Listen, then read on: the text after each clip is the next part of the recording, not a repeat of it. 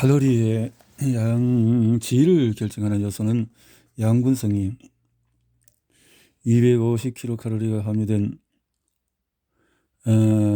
과자 250kcal가 함유된 브로콜리는 완전히 다르다. 이거 안 읽었나? 읽은 것 같은데.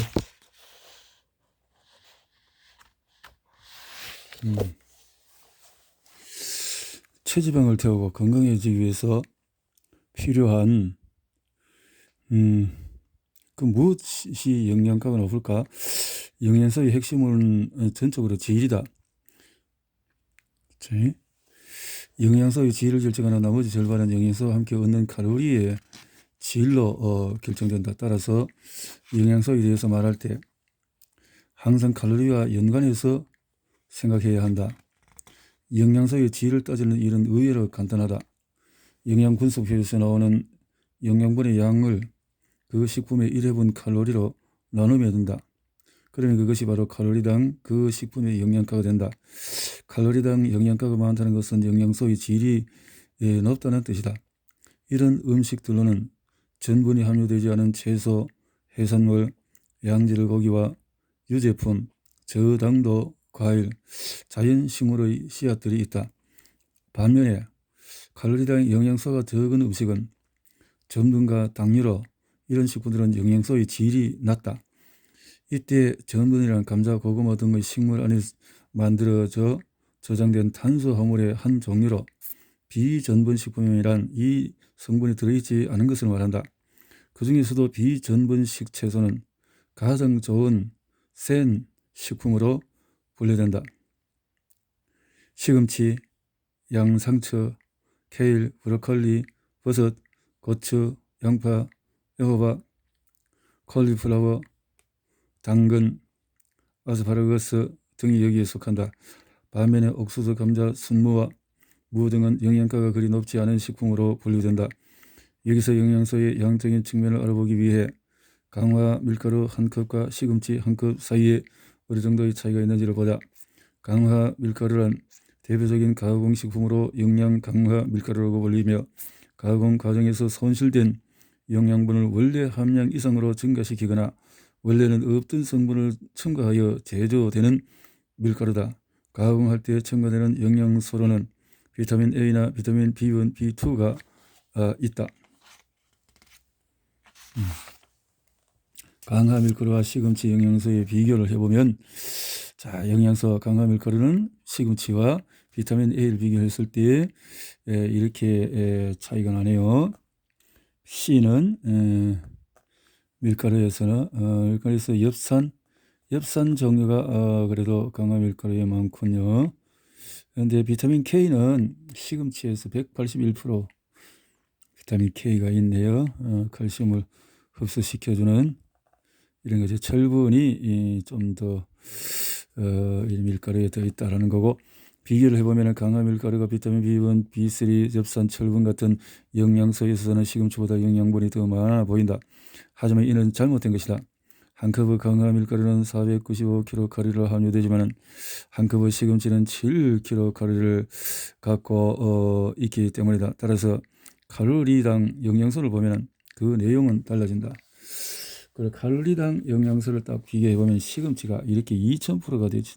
와, 칼로리당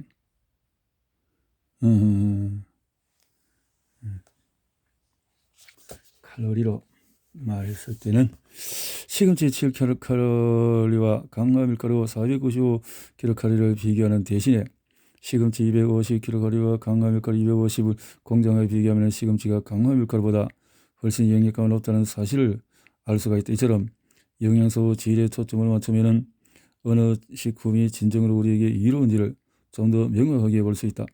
여기서 영양소에 대해서 자세히 알아볼 필요가 있다. 인간은 생명 유지에 필요한 물질을 외부에서 구해서 적극적으로 이용하고 있는데 바로 이 물질이 영양소이다. 영양소는 5가지로 단백질, 탄수화물, 지방질, 무게질, 비타민이 있다.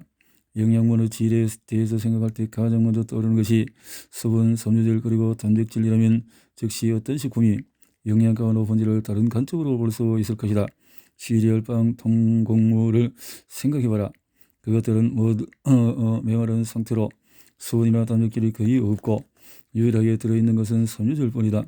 탄수화물 식품을 판매하는 회사들은 자기네 통곡물 제품에서 상당량의 섬유질을 얻을 수 있다고 자랑한다.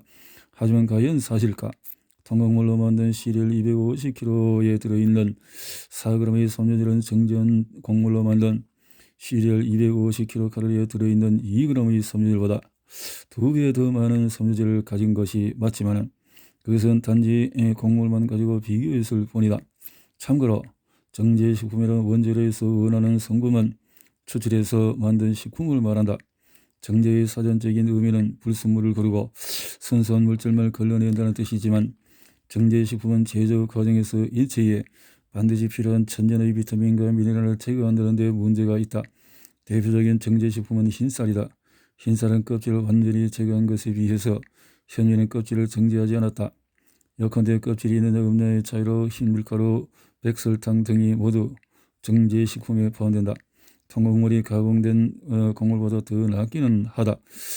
다리 하나 부러진 게 두 다리 모두 부러진 것보다는 나은 것처럼 말이다. 하지만 더 낫다고 해서 바람직한 것은 아니다. 통곡물에 들어있는 칼로리당 섬유질을 그보다 더 많은 수분과 단백질이 함유된 식품과 비교해보면 당장 이해할 수 있다. 따라서 우리는 과연 그 곡물이 더 많은 수분과 단백질이 들어있는 식품과 비교했을 때도 필수 영양소를 제대로 제공하는 훌륭한 원천인지를 생각해 봐야 한다. 통곡물은 비전분 식품과 비교했을 때 결코 좋은 영양소가 아니다. 도넛, 정제된 곡물, 통곡물, 과일, 비전분, 채소는 이렇게 높다라는 건데요. 통곡물은 도넛보다도 섬유질이 6배 더 많지만 비전분 채소는 섬유질이 거의 50배나 더 많다. 통곡물 토스트는 도넛보다도 낫지만 우리가 먹을 수 있는 다른 음식들보다도 좋지 않다. 이를테면 비전분 채소 250kcal를 먹으면 약 46g의 섬유질을 얻는데 같은 양의 섬유질을 통곡물에서 얻으려면 거의 2000kcal의 통곡물을 빵을 먹어야 한다. 따라서 섬유질을 더 얻기 위해 통곡물로 만든 빵을 먹는 것은 채소를 더 많이 먹으려고 당근 케이크를 먹는 것과 같다. 이는 식품의 영양학적인 가치를 따질 때 우리가 탄수화물을 얼마나 주의해야 하는지를 보여주는 대표적인 경우이다. 우리는 갖가지 종류의 통곡물에 함유된 탄수화물을 먹으면서 영양 수준이 매우 높다고 생각한다. 절대 그렇지 않다. 필수 영양소가 터무니없이 모자라고 포만감도 없으며 공격적인 성향을 가진 칼로리들은 일체의 해로움만 주는 조합일 뿐이다. 다행히도 우리는 식단의 영양을 최대화하기 위해 영양분석표를 들고 수학적인 계산을 하느라 머리를 쓸 필요가 없다. 콜로라도 주립대의 연구팀이 일반인들의 수고를 대신해 주었기 때문이다. 그들은 우리가 흔히 접하는 식품들을 선택해서 영양분의 질을 낱낱이 분석했다.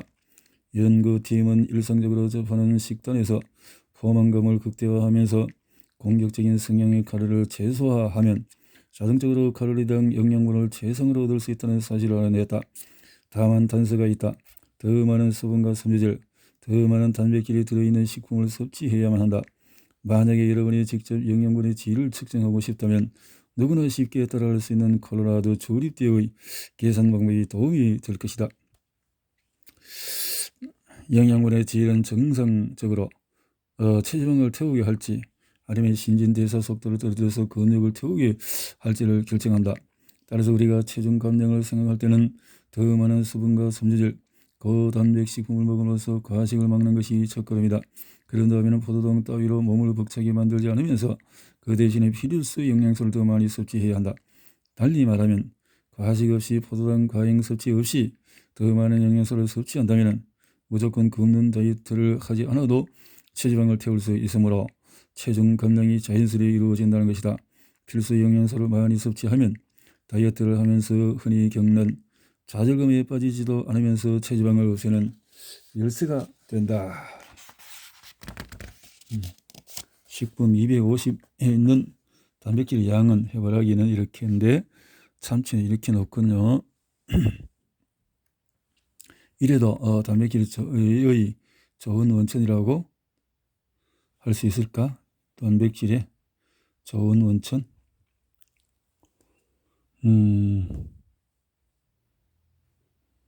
식품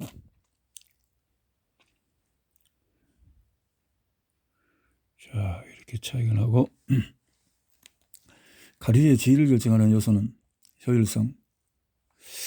우리 몸의 신진대사가 칼로리를 체지방으로 전환시킬 때의 효율성을 따져보면 대부분의 경우 1kcal는 1kcal가 아니다. 칼로리가 체지방으로 저장될 때 효율성이 낮을수록 바람직하다. 따라서 양질의 센 식단이란 효율성이 떨어지는 식품인 섬유질과 단백질이 풍부한 식사법을 뜻한다. 섬유질이 왜 비효율적인지 설명하기 쉽다. 섬유질은 소화가 잘 되지 않기 때문에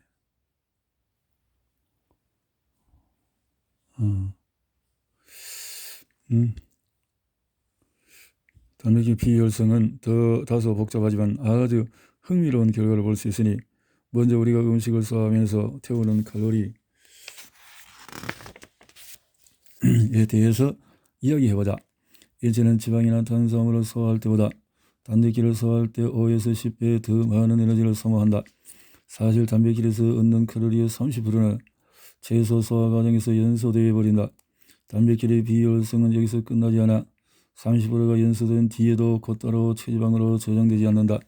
그런데 이와는 널리 체내의 고속도로인 혈관은 포도당을 지방세포로 실어넣느라고 바쁘다. 만약에 우리가 체내에 지내는 단백질이 지나치게 많아지면 그것들은 간으로 보내져서 포도당으로 전환된다. 단백질이 포도당으로 바뀌는 과정을 포도당 신생이라고 부르는데 이 과정에서 남은 단백질 칼로리의 33%가 또 연소된다. 따라서 이 모든 절차가 끝나면 원래의 단백질 칼로리 중에서 47%만 남게 된다. 즉 300kcal의 수분이 있는 단백질은 혈관 내에서 140kcal의 포도당으로 줄어드는 것이다. 이해를 얻기 위해 100kcal의 단백질을 아미노산으로 전환시키는 과정을 보면 이때 칼로리의 30%가 연소되고 원래의 칼로리가 에서 70%가 남는다. 그런 다음에 인체는 아미노산을 포도당으로 바꾼다.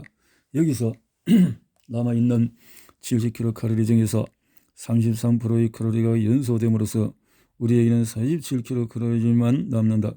이제 마지막으로 포도당은 체지방으로 전환이 된다. 이때 남아있는 47kg 중에서 25%의 칼로리가 또 연소되기 때문에 우리 몸에는 원래의 칼로리에서 35%인 35kcal만 남는다. 여기서 300kcal를 적용하게 되면 다음의 계산식이 나온다. 결론적으로 이 계산식 결과는 105.5kcal가 되는데 이는 300kcal의 약 35%에 해당한다. 따라서 소화 과정이 전부 끝났을 때 우리가 단백질에서 얻은 최초 칼로리 중에서 단 35%만이 체지방으로 전환될 수 있다. 단백질에서 얻은 칼로리 중에서 3분의 2 이상은 연소되면서 단백질을 체지방으로 저장이 가능한 화합물로 바뀌는 것이다.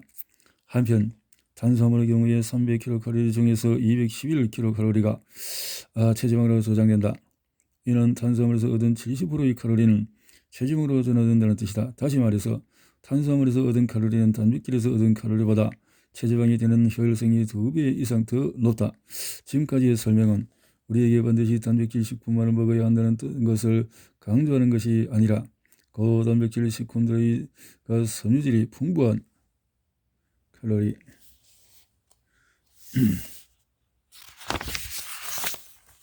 식품들을 먹으면 추가적으로 더 먹지 않고도 그만큼 더 많이 연소시킬 수 있음을 보여준다. 체지방의 생성 과정은 칼로리가 체지방으로 저장되는 효율성에 관한 이야기와 함께 이제 체지방이 만들어지는 과정에 대해서도 살펴보자. 단백질, 지방, 탄수화물. 우리 몸은 단백질, 지방, 탄수화물이 체내로 들어오면 즉각 이들 영양소들을 각기 아미노산, 지방산, 포도당 등으로 바꾼다. 이 첫 번째 단계가 매우 중요하다. 많은 지방산이 있을 경우에 모두 체지방으로 보내져서 저장된다. 하지만 탄수화물에서 얻은 포도당은 이런 식으로 작동하지 않는다. 포도당은 인슐린이라는 호르몬이 없이는 체지방으로 저장될 수 없기 때문이다. 다음으로 단백질에서 얻는 아미노산이 있다. 인체는 말하자면 거대한 단백질 덩어리의 조화물이라고 할 수 있다. 인체를 구성하는 근육과 피부, 심지어 머리카락까지도 단백질로 되어 있기 때문이다. 그만큼 단백질은 인체를 구성하는 재료로 매우 중요한 역할을 하는데, 이렇게 중요한 단백질을 만드는 원료가 아미노산이다. 인체 내에서 아미노산은 먼저 포도당으로 전환되는데, 그 순간 인슐린을 필요로 한다. 인슐린이 체내에서 선환 중이고, 과다한 포도당이 이를 따라서 지방세포로 가고 있다고 생각해 보자. 이 시점에서 포도당은 지방산으로 전환이 되고 우리 몸은 새로운 체지방이 생성되기 직전의 상태가 된다. 이 과정의 마지막 단계에서 모든 지방산은 글리세린 분자와 결합하여서 체지방을 형성한다. 조금 어려울 수 있어도 우리 몸이 어떻게 체지방을 만들어내는지를 밝히는 데 중요한 이유가 있다. 3가지. 첫 번째, 모든 칼로리가 다 똑같은 것은 아니다. 과정에 있어. 두 번째, 인슐린이 충분하지 않으면 포도당은 체지방으로 저장되지 못한다. 그래서 저항성도 생기고, G3P 없이는 어떤 체지방도 축적되지 못한다. G3P는 제일 나쁜 전분과 당분에서 얻어진다. 그러나 탄수화물이라고 해서 전부 다 나쁜 것은 아니다. 비전분 채소도 탄수화물의 일종이지만 센 식품에 속한다. 하지만 제일 나쁜 전분과 당분에서 얻어지는 탄수화물은 과식을 유발하고 세트 포인트 체중의 조절 장애를 일으킨다. 이 모든 것을 종합해 보면 양질 칼로리를 원하는 만큼 많이 먹는 것이 장기적으로 볼 때 왜 건강한 체중을 유지하게 되는지, 식사량을 줄이면 왜 다시 살이 찌는지가 명확해진다. 센 식품을 섭취하면 식사량이 줄더라도 우리 몸은 많이 먹고 있다고 믿는다. 신진대사 속도가 느려지기 때문이다. 우리가 섭취하는 저질의 전분과 당분 때문에 인체는 그만큼 많은 인슐린과 G3P를 갖게 되는데, 이것들이 과식과 조합되어서 새로운 체지방이 형성되고 곧장 비만으로 이어진다. 반면에 센 식품을 계속 먹으면 다음 같은 놀라운 일이 일어난다. 우선 포만감이 높아져서 과식을 피하게 된다. 그러면 양질의 칼로리가 서서히 혈관 속으로 흡수되고 낮은 공격성 덕분에 인슐린이 적게 배출된다. 또한 높은 영양분 덕분에 우리 몸은 많은 필수 영양소를 얻고 낮은 효율성으로 소화 과정에서 많은 칼로리가 연소된다. 결국 센 식품을 먹으면 쉽게 포만감이 느껴져서 질이 좋지 않은 탄수화물과 당분을 멀리하게 된다. 탄수화물과 당분을 피함으로써 인체에 저장하는 잉여의 칼로리를 덜 갖게 되고 지나친 체지방을 형성하는 인슐린과 G3P도 그만큼 적어진다. 결론은 이렇다. 체지방을 저장할 필요성이 없어지거나 저장력이 미치지 못하면 식사량을 늘려도 날씬한 몸매를 유지할 수 있다. 식사량을 늘리되 센 식품을 섭취하는 식습관에 대해서 좀 더 깊이 있게 설명하기 전에 우리가 반드시 떨쳐버려야 할 칼로리에 관한 잘못된 고정관념을 소개하겠다. 채식주의자의 센 식단, 크리스티나의 경험과 건전한 식성과 양립하는 단어들이 있다. 식물성, 거대, 원시, 저탄수화물, 유기농, 시골, 채식주의자, 유대교, 율법 등이다. 이 말들은 포만감이 높고 공격성이 낮으며 영양분이 높은 음식을 먹는 생활을 나타낸다. 크리스티나는 채식주의자, 비전분 채소를 즐겨 먹는 식습관을 갖고 있다. 그녀는 식물성 단백질을 즐기고 견과류와 씨앗류 등의 유기농 지방을 즐겨 먹는다. 그러한 식습관 덕분에 그녀는 다음 같은 효과가 나타났다고 말한다. 절대 굶지 않는다. 굶기는커녕 많이 먹는 편이다. 충분히 영양분을 섭취하고 식사 때마다 포만감을 느끼기에 늘 기분이 좋다. 지난 3개월 동안에 이런 식단을 고집하니 당과 혈색소 수치가 8.3에서 5.7로 떨어졌다. 이런 수치는 내가 당뇨병이 나왔다는 것을 의미한다. LDL 콜레스테롤 수치도 220에서 103으로 내려갔다. 그래서 나는 지금 콜레스테롤 치료를 중단한 상태다. 내 남편은 채식주의자가 아님에도 나이에 맞춰 주었다. 집안에서 내가 먹는 것들을 먹고 외식을 할 때 살코기만 먹더니 최근에 14.5kg을 감량했다. 나 또한 3개월 만에 20kg을 감량했다. 그는 지금 수면 무호흡증을 해결했고 만성적인 두통에서 벗어났다. 우리 부부는 둘 다 속쓰림이 사라졌다. 나는 그동안 속쓰림이 일상이었는데 이는 탄수화물과 당분 때문에인지 분명했다. 한 가지 더 말하고 싶은 것이 있다.